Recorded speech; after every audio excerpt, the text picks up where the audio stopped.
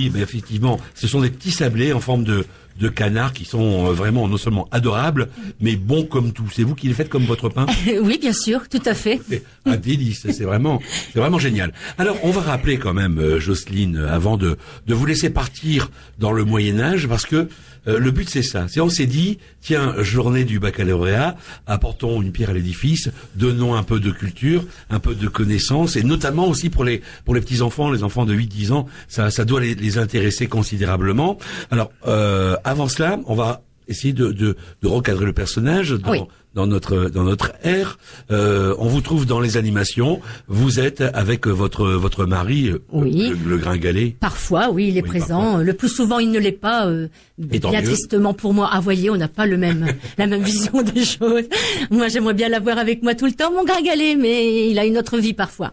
Bon. Donc, et alors, vous êtes là, vous faites le pain. Oui. Devant les gens, tout en racontant des histoires. C'est-à-dire que vous malaxez le pain, vous le travaillez. Voilà, nous sommes un couple de paysans du XIIIe siècle, on va dire, puisque nous sommes en 2009, eh bien, on va se reporter en 1209. Oui. Et puis, nous sommes un couple issu du passé qui viennent un petit peu remettre les pendules à l'heure auprès des gens de cette vie moderne du XXIe siècle et leur raconter notre vie de paysan au présent.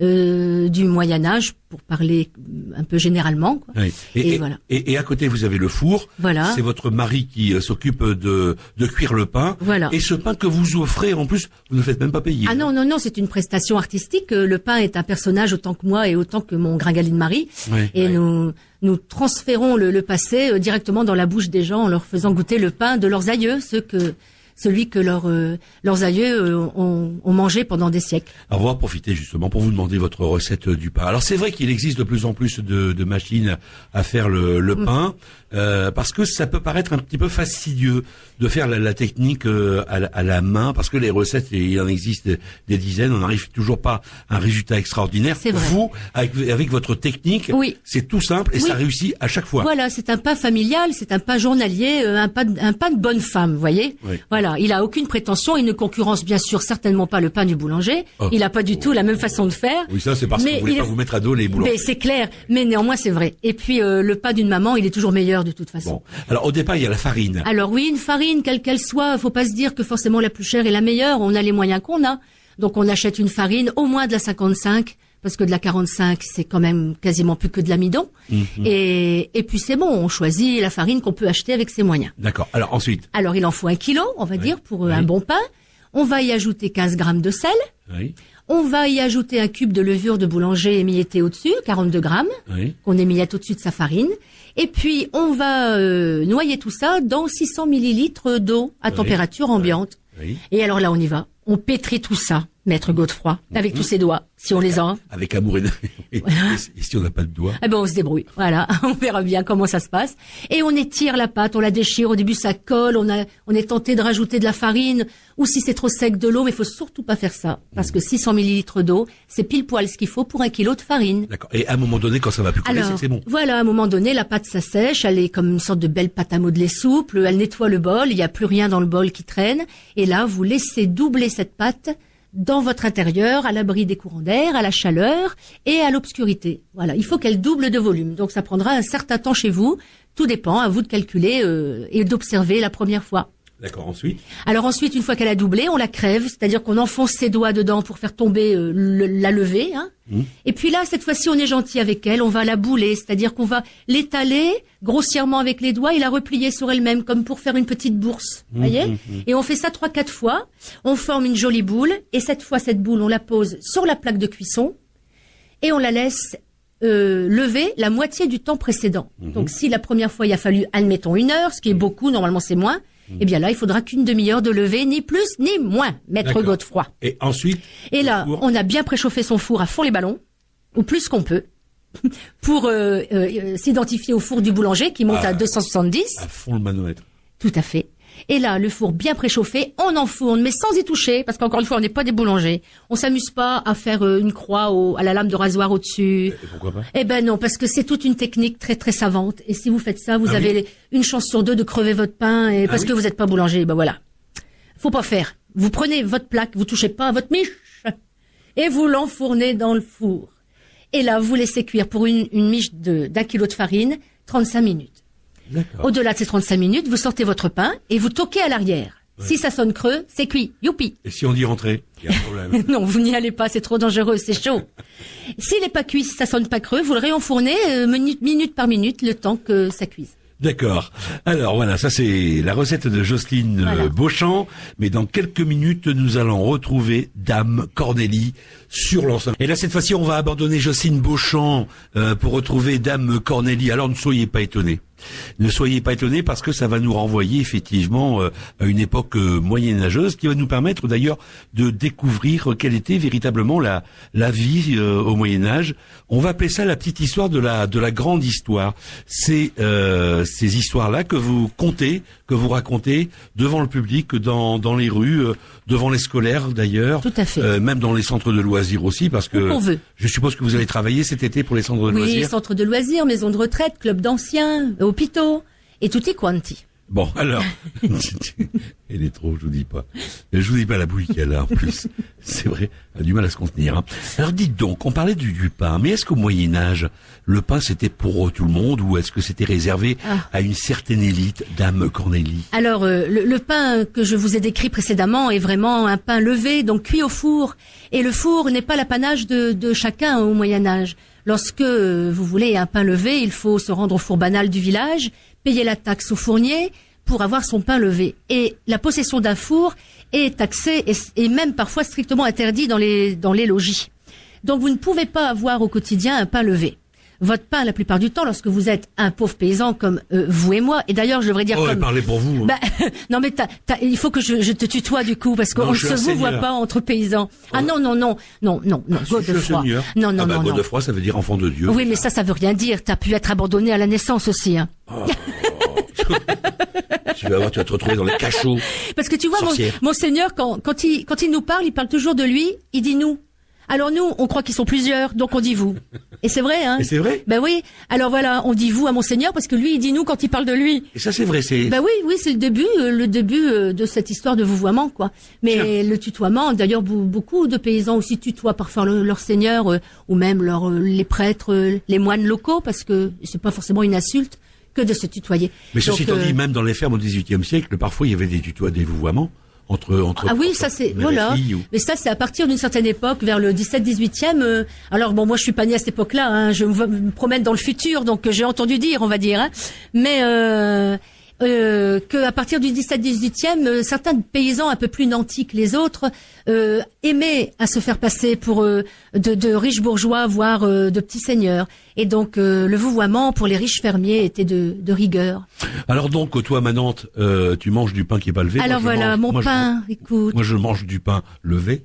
Bon, soit, si tu le désires, maître Godefroy, mais la plupart du temps, le pain quotidien des paysans que nous sommes, c'est quand même 93-95% de la population, est un pain non levé. C'est exactement les mêmes proportions que précédemment, 1 kilo de farine, 600 millilitres c'est d'eau. Bon, hein, on va revenir sur l'histoire. Mais il n'y a pas de levure. C'est ça. Voilà, tu pétris allègrement et tu poses ça sur les pierres chaudes qui entourent le foyer. Et donc, mais alors quand il n'y a pas de main, pas de pétrin?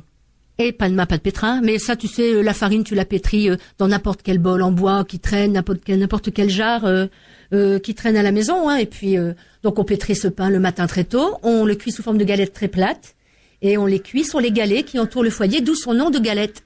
Ah, Sauf qu'à l'époque, on appelle ces pierres les jalets, donc on appelle ce pain la jalette. Moi, j'appelle ça une jalette. Quelle connaissance, c'est dingue, incroyable. Mais oui. Vous êtes et pauvre, ça, ouais. Vous êtes manante et puis vous avez une culture qui peut être plus grande. C'est-à-dire que c'est mon quotidien, mon pauvre monsieur. Alors forcément, je connais bien.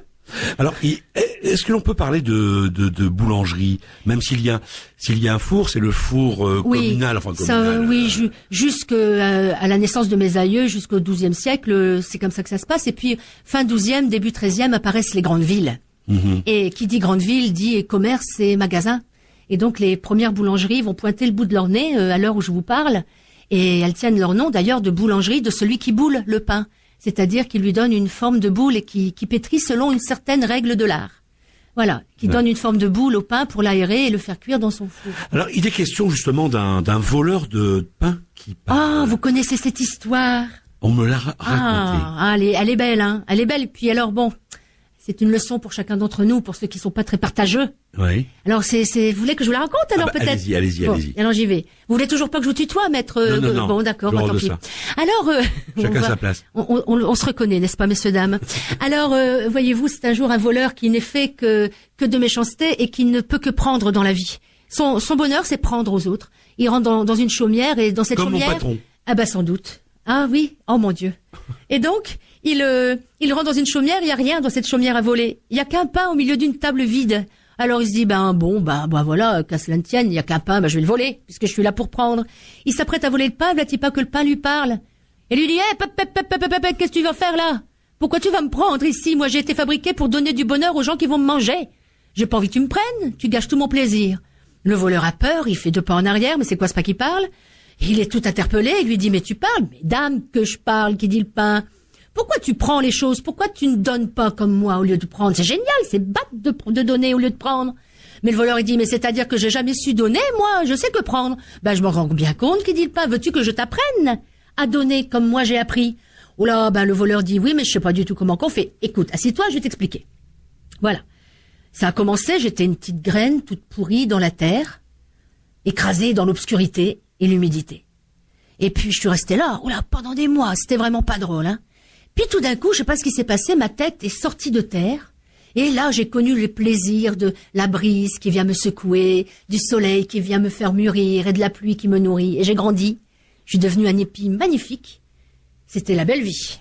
Et puis là, des faucheurs armés de faucilles sont venus me piétiner et me couper net la tête. Ils en sont été à me battre et à me décoller de ma tige.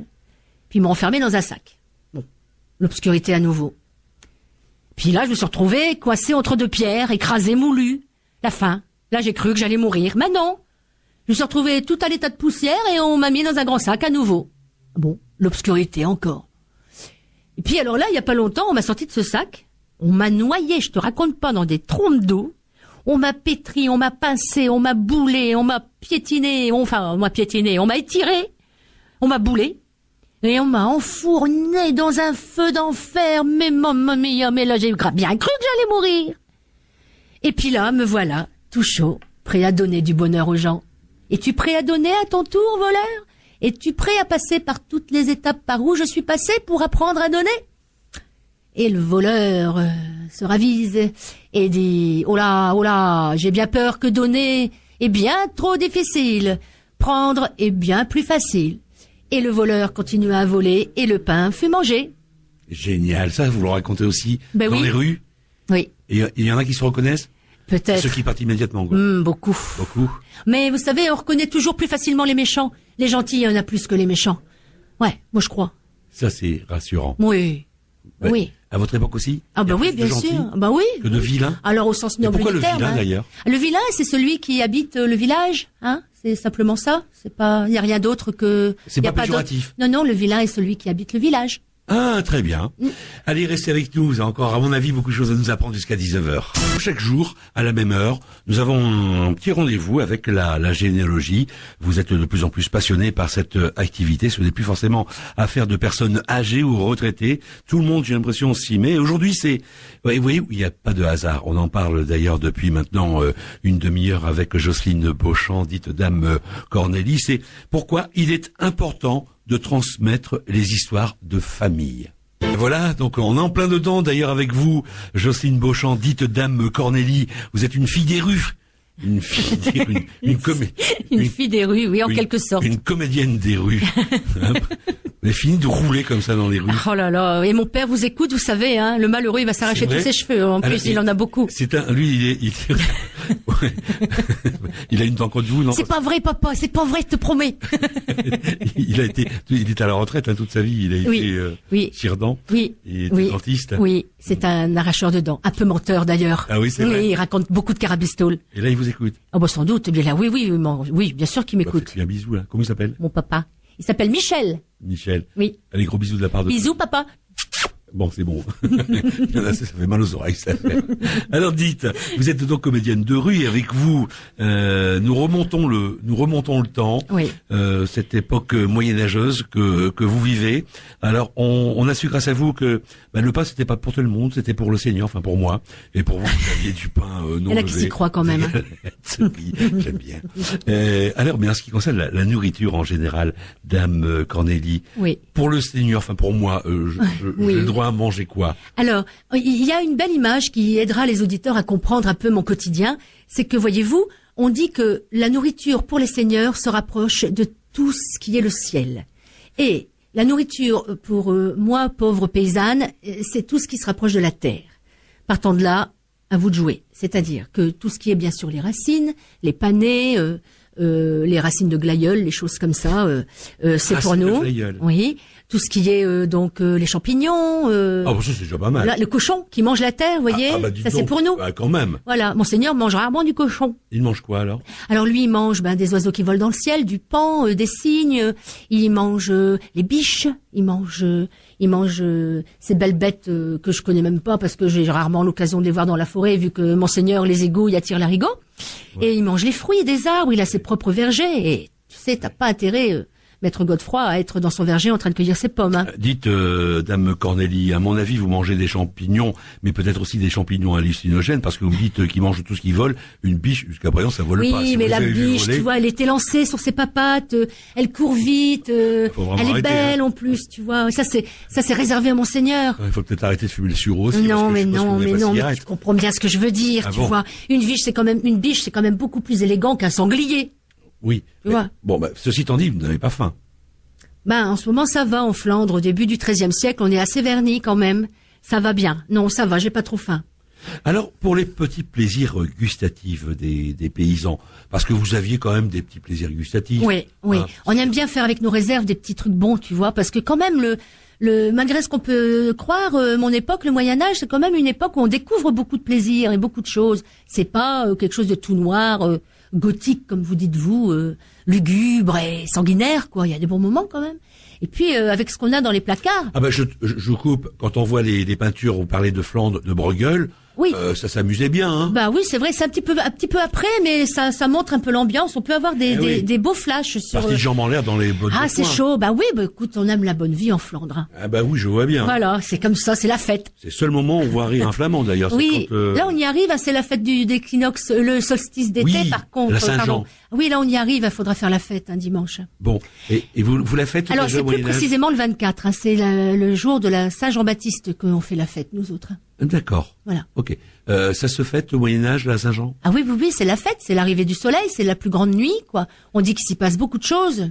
Oui. Faut faire attention. Dit-on aussi que pour être heureux en ménage, il faut sauter au-dessus du feu, c'est ça? Oui, il faut y arriver, mais enfin, on n'est quand même pas fous, tu sais, en Flandre. Hein, Déjà, on est bien content d'avoir un feu et de danser autour. Voilà, au XIIe, XIIIe siècle, nous, la danse qu'on aime, ce sont les rondes. Pour s'épiler, c'est bien. Aussi, oui, mais nous, on s'en fout des poils aussi. Hein. Donc, oui. Non, on fait avec, il n'y a pas de souci. Donc, on danse autour du feu, on fait des rondes et on raconte en impro ce qui s'est passé dans l'année, chez un tel et chez un tel. Et on reprend tout ça en ritournelle, en dansant autour du feu. D'accord. Alors, on va revenir quand même au plaisir gustatif. Oui. Le miel est important? Alors, le miel est important, mais les ruches, la plupart du temps, appartiennent à Monseigneur ou aux abbayes locales. Parfois, tu as des ruches sur ton terrain, mais sous couvert... oui, Maître Godefroy. Oui, Maître Godefroy. Je vous vois, vu que vous êtes plusieurs. Et donc, alors voilà, les ruches ne nous appartiennent pas forcément. On en a peut-être sur nos terres, mais elles appartiennent officiellement aux abbayes ou aux seigneurs. Et ce sont des ruches, tu dois les casser. Vous devez les casser, Monseigneur. Ils se marrent, les auditeurs, si vous voyez ça, ils se moquent de nous, ce monsieur. Et donc, les ruches, donc, il faut les casser pour récupérer le miel qui est à l'intérieur. Tu comprends? Vous comprenez? Et donc, voilà. Donc, les ruches appartiennent à Monseigneur. De temps en temps, Monseigneur nous donne un pot de miel. Il est généreux. En récompense d'une corvée aussi. On a été très gentils avec lui. Bon, ou d'une gâterie. Une gâterie. Alors, mais ce miel, on l'économise. C'est vraiment un petit bonheur, quoi. Ça fait partie des petites douceurs. Et on sait très bien que quand on mange du miel, surtout en hiver, ça ravigote un petit peu. On voit bien que ça nous donne un petit coup de fouet. On sait pas encore que c'est un apport de glucides et d'énergie et tout ça, mais on le ressent. Donc on l'économise et on le consomme particulièrement en hiver. Le confit d'oignon aussi. Ah oui, alors voilà, les oignons, c'est quand même des légumes, des racines qu'on a en grande quantité chez soi et qui conservent facilement. Donc on fait mijoter tout ça dans une sorte de cidre. En fait, c'est une boisson aux pommes fermentées qui baigne, donc les oignons baignent dans ce cidre et on laisse réduire tout simplement dans le cidre. On peut, vous, monseigneur, pouvez faire ça chez vous. Vous mettez plein d'oignons dans une marmite et vous les recouvrez entièrement de cidre, avec peut-être la moitié de quantité en pommes, sans les éplucher les pommes, hein, comme ça, simplement épépiner. Et puis vous laissez réduire tout ça pendant 3-4 heures à tout petit feu. Et vous aurez combien? À tout petit feu, sur le feu, maître Godefroy. Parce que vous avez des thermostats, vous, à l'époque. Non, à tout petit feu, sur les braises. D'accord. Voilà. Et donc, on laisse réduire, et puis ça vous fait une compote, on va dire, de légumes, d'oignons, de pommes, et puis de cidre réduit. Tiens, c'est encore d'actualité, ça, hein? Oui. Parce qu'on sait plus avec vous si c'est la vérité. Ah oui, non, c'est comme ça, tu sais, avec les... Vous savez, maître Godefroy, il va finir par reconnaître ses racines, vous savez, messieurs, dames. Bientôt, il va accepter le tutoiement. On va y arriver. Allez, vas-y. Et donc, oui, nous, on a des pommes et des oignons chez nous. C'est ce qui conserve tout l'hiver. On fait beaucoup de choses avec. Et le smooth? Ah, le smooth, ça, les gens d'origine flamande se reconnaîtront. C'est tout simplement le saindoux, le gras du cochon qu'on récupère quand on tue le cochon en hiver.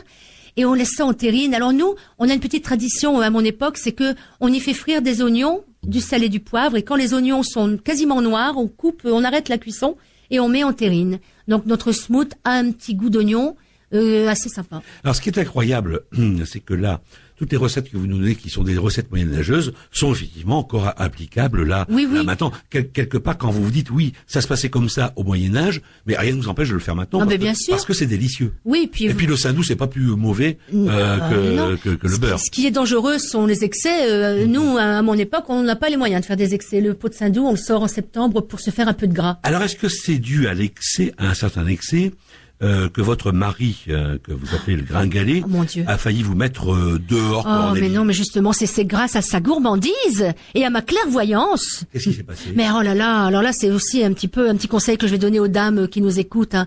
Oh là là là là, maître Godefroy, écoutez, un jour, voyez-vous, on arrive à la fin de la journée, on arrive aux vêpres quasiment. Et puis alors, voilà pas que je vois mon gringalet qui s'apprête à sortir de la chaumière. Il a la poche enflée d'une miche chaude. De l'autre côté, je vois dépasser un chapelet de saucisson. Je vois 2 goulots de cidre, de cervoise plus précisément, qui est une bière à l'orge. Hein. On n'a pas encore le houblon, nous on fait encore la bière à l'orge, qui dépasse comme ça sa pèlerine. Je comprends tout à fait qu'il va aller festoyer toute la nuit chez ses compagnons. Or, il n'en est pas question. D'abord, il faut aller aux vêpres. Et puis surtout, on a du boulot à la ferme. Hein. Oui, pourquoi les vêpres, en fait? Mais c'est important, quand on peut, il faut aller à la messe. Hein. Pourquoi on appelle vêpres? Ah bah ça, j'en sais rien, c'est monsieur le curé qui a dit venez aux vêpres, alors nous, qu'est-ce qu'on fait? On va aux vêpres? D'accord. Bah oui.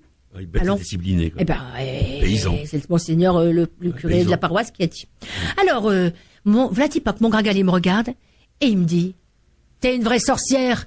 J'ai même rien dit. Comment tu sais que je vais chez mes compagnons? Comment tu devines avant même que j'ai pensé ce que je vais penser? Mais entre nous, vous savez, mesdames, découvrir à quoi son mari pense avant qu'il l'ait dit et même penser lui-même, c'est très facile, vous savez très bien de quoi je parle. Là, voilà pas que je lui dis, mais mon gringalet, mais c'est évident, t'as des pains plein tes poches et des bouteilles de cidre.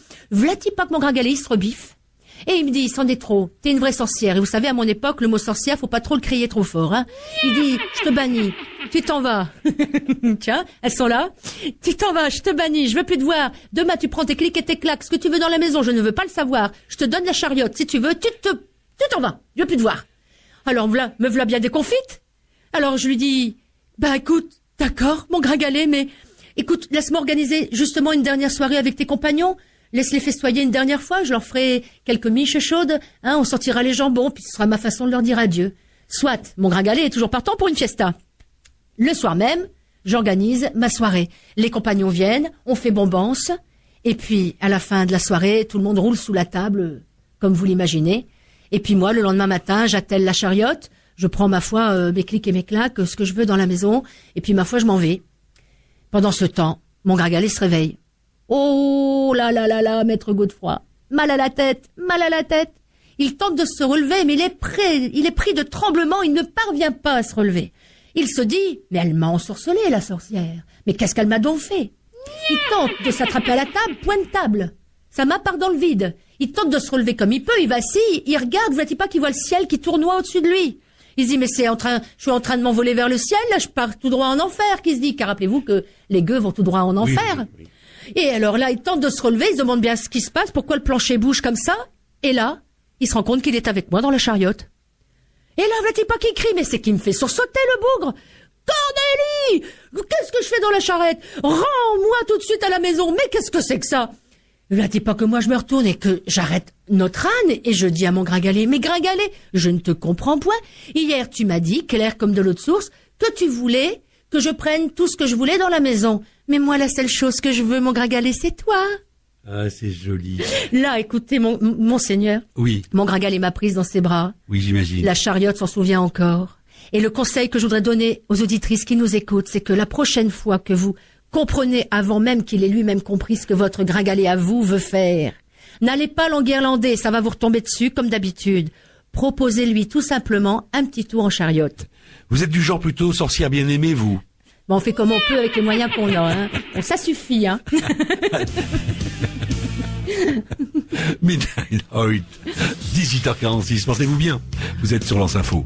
Et nous sommes toujours en compagnie de Jocelyne Beauchamp, dite Dame Cornélie, que vous pouvez trouver sur les marchés. Elle se vend. C'est pas une fille de joie, je le rappelle, une fois de plus, hein. C'est une comédienne des rues, comédienne des écoles également. Mais je suis joyeuse, néanmoins. Mais vous êtes joyeuse. Oui. C'est une femme. Alors, vous préférez être plus souvent dans la peau de Dame Cornélie que dans celle de Jocelyne Beauchamp? Franchement, je crois que les deux peaux sont vraiment très proches l'une de l'autre, hein. Oui. Oui. Mais non, je suis bien dans les deux. Alors, vous restez toujours dans vos histoires. Vous restez toujours dans cette période moyenâgeuse. Vous n'en sortez pas. Vous. Non, Dame Cornélie voyage, hein. Elle voyage. Bah oui, elle a une machine à remonter le temps assez géniale et Oui. elle aime à se promener de l'époque gauloise aux portes du XXe siècle. Donc, époque napoléonienne, on en parlait tout à l'heure avec Oui. Jean-Marie Presto, Oui. qui nous parlait de l'exposition Bonaparte en Égypte au musée des Beaux-Arts d'Arras. Oui. Donc là aussi, on peut vous retrouver là. Moi, je suis Cornélie van Westhoek. Dans ce cas-là, je suis une paysanne de Flandre-Maritime. Mais vous êtes toujours paysanne. Ah oui. Moi, tu sais, je connais mes racines, hein. On parlait de connaître l'histoire de sa famille. Moi, je la connais vraiment très bien. Jocelyne Beauchamp Bonailly, de mon nom de jeune fille, connaît très bien l'histoire de sa famille. Et nous, on était des paysans, faut pas non plus. Est-ce que vous êtes d'origine flamande? Oui, complètement. Ah oui, complètement? Oui, entièrement. Vous parlez flamand? Malheureusement non, parce que je fais partie de ces descendants. Écoute, ça c'est mon grand désespoir, c'est que mon grand-père, qui s'appelait lui aussi Michel, comme mon papa, Oui. fait partie de ces enfants qui ont été sacrifiés au début du XXe siècle et à qui on a interdit de parler leur langue maternelle dans les écoles et quitte à être très sévèrement punis. Et c'est même mon grand-père qui a appris à parler le français à sa maman. Entre nous, le flamand, c'est peut-être pas l'une des plus belles langues. Oh ben si, toutes les langues qui appartiennent à une contrée sont les plus belles du monde. Oui. Alors, est-ce qu'il y a encore ce panneau? À une époque, c'était marqué, quand on prend l'autoroute, je ne sais plus, l'autoroute de Lille à Dunkerque, quelle autoroute, hein, il y avait un grand panneau, c'était marqué, vous êtes en Flandre. Oui. Et en dessous, ça avait été rajouté au tag, tant pis pour vous. Non. Ça, vous êtes en Flandre, il y est toujours. Et c'est vrai. Hein. Oui. Alors le flamand a du caractère, hein. Il peut être oui. mal perçu. Hein. Tu m'étonnes, oui. Mais la Flandre est une région qui a tellement souffert Oui. et qui a une histoire tellement extraordinaire qu'elle mérite d'être connue. Mais elle a été vraiment sacrifiée. Hein. Elle a perdu beaucoup de ses traditions et de connaissances de ses origines forcées, quoi. Hein. Voilà. Alors bon, Dame Cornélie, moi j'aimerais bien qu'on puisse revenir au Moyen-Âge et parler un petit peu de ces enfants. Quelle place occupent ces enfants dans la société? Alors, les enfants à mon époque, tu sais, ils restent pas enfants très très longtemps. Hein. On les marie pour les filles dès qu'elles sont jeunes filles, hein, donc dès 12-13 ans, quoi. Pour les garçons, dès qu'ils sont en âge d'être papa, donc vers 14-15 ans, quelque chose comme ça. Et donc la vie d'adulte commence très très tôt. Et très tôt, l'enfant doit être au courant de toutes les choses qu'il doit savoir. Alors, il y a une petite technique qu'on dit aux enfants à l'époque, c'est que dès qu'ils sont en âge de comprendre au moins 3 ordres consécutifs. Par exemple, va nourrir les poules, puis va chercher du bois, puis reviens avec la chèvre. Dès que l'enfant vous le fait, et dans l'ordre, c'est qu'il comprend 3 ordres, et là vous pouvez commencer un apprentissage de sa vie de paysan. Et tout ça est véritablement vrai. Oui. Comment vous êtes documenté? Ça, c'est beaucoup de recherches, c'est beaucoup de dialogues avec des spécialistes, c'est énormément de lectures et d'échanges. Et comment se passe l'accouchement au ménage? Oh là là. Alors déjà, la maman a une chance sur 2 d'y rester, donc moi j'ai de la chance. Voilà. Oui. C'est toujours assez difficile. Les paysannes mettent au monde leurs enfants, bien sûr, dans la chaumière. en tout cas le mieux possible. Si c'est pas au milieu des champs, si l'enfant arrive trop vite, dans ces cas-là, elle est souvent assistée par son propre mari, qui est au courant de la chose et qui se débrouille comme il peut. Sinon, on fait appel à la matrone, une dame qui est réputée dans le hameau pour savoir s'y prendre et qui peut aider la maman à l'accouchement, surtout si c'est le premier. C'est la sage-femme, quoi. Oui. Voilà. Les cousines, les tantes, les sœurs viennent à la chaumière pour aider. Alors on accouche soit accroupi ou alors adossé à une sœur ou une tante qui vous prend dans ses bras. Et puis ça se passe comme à votre époque, hein, ma foi, Madame poussez. Allez Madame, poussez. Ouais. Et on pousse. C'est du vécu, ça. C'est du vécu. Et donc voilà. Alors bon, on a des petits trucs. Hein, on fait boire à la dame certaines potions, des décoctions qui l'aident, qui la détendent, des camomilles, de la verveine pour essayer de la calmer un peu. Et puis des fumigations qui aident le col de l'utérus à se dilater un petit peu, des choses comme ça, mais bon. Et quel est, il y a un taux de mortalité très élevé chez les jeunes. Oui. Alors on va dire si prenons le cas, vous voyez, moi dans mon hameau, 10 enfants un jour sont venus au monde quasiment le même jour. Sur ces 10 enfants, déjà 3 étaient partis au cours de la première année. Ils mouraient de quoi? Alors c'est beaucoup l'hygiène. Hein. Le bébé est changé peu souvent. Il est emmailloté. Comme un petit saucisson, hein, comme vous voyez. Donc il est emmailloté. Comme un chapon. Comme un chapon. Alors ces excréments, se répandent sur tout le milieu du dos jusqu'au milieu de l'arrière des genoux, quoi. Oui. Donc il y a énormément d'inflammation et d'érythème qui le font souffrir. Donc déjà, il faut qu'il passe à travers ça. Déjà, il faut aussi qu'il ait encore sa maman, qui puisse le nourrir au sein, ce qui est la meilleure des choses. Et encore, si la maman a une bonne alimentation, pour que son lait soit riche. Autrement, s'il a plus sa maman, il faut trouver un dérivatif. Alors, soit une nourrice, d'où son nom, qui va le nourrir au sein en même temps que son propre bébé. Et puis, alors, on va lui donner ou bien le biberon, mais c'est ni autre chose qu'une bouteille de grès avec un petit chiffon noué à son extrémité. Et on y met du lait de chèvre, qui est peut-être le plus digeste pour l'enfant, coupé d'eau. Et l'enfant se débrouille comme ça pour essayer de survivre. Donc déjà, sur les 10, il y en a 3 qui meurent avant l'âge d'1 an. Puis au cours des 4 années qui vont suivre, il y en a encore 3 qui vont partir. Maladie d'enfant, rhume, fièvre, convulsions, piétinés par un cochon dans la porcherie. Voilà. Accident de la ferme. Ouais. Et alors au bout des 5 premières années, il en reste donc, si j'ai fait un bon calcul, plus que 4.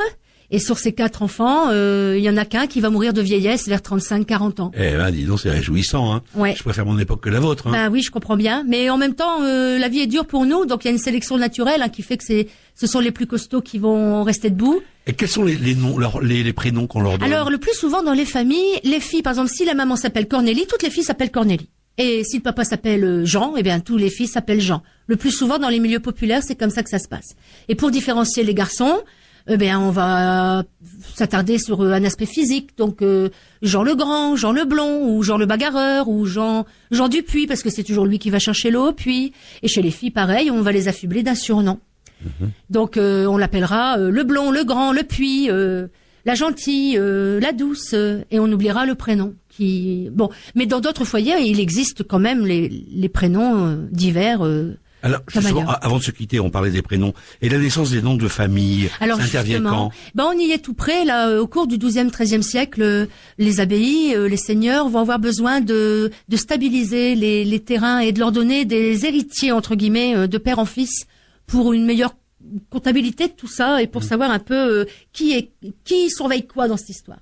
Et donc, les surnoms, le surnom du père, en l'occurrence, admettons, il s'agit de Jean le Gros, eh bien, on va lui dire, voilà, ton fils, quand il reprendra ta ferme à ta mort, s'appellera à son tour le Gros. Comme ça, on saura que c'est bien ton descendant. Et ce qui est très émouvant, c'est de se dire que pour 80% d'entre vous, en observant de plus près votre nom de famille, vous avez un petit indice sur un des nombreux aïeux qui vous précèdent et qui il était, quoi. Alors toi, par exemple, maître Godefroy... Enfant de Dieu, j'ai dit. Voilà. Origine germanique. Alors voilà, déjà, le fait que ça ait cette connotation germanique, tu sais déjà un peu d'où tu viens, et puis c'est vrai que c'était souvent le nom qu'on donnait aux enfants abandonnés. D'accord. Alors, il est l'heure de nous quitter, malheureusement. On vous retrouvera peut-être, je l'espère, surtout... Avec grand plaisir. Avec grand plaisir dans les rues pour moultes animations. Là, je peux peut-être préciser que je serai à Cassel pour la fête du Moulin qui tourne le 5 juillet. Le 5 juillet, oui. À Cassel, avec bonheur. Une belle fête. Allez la retrouver, c'est un bonheur. Merci Jocelyne Beauchamp. C'est moi qui vous remercie. Dame Candélie. Vous écoutez Lance Info.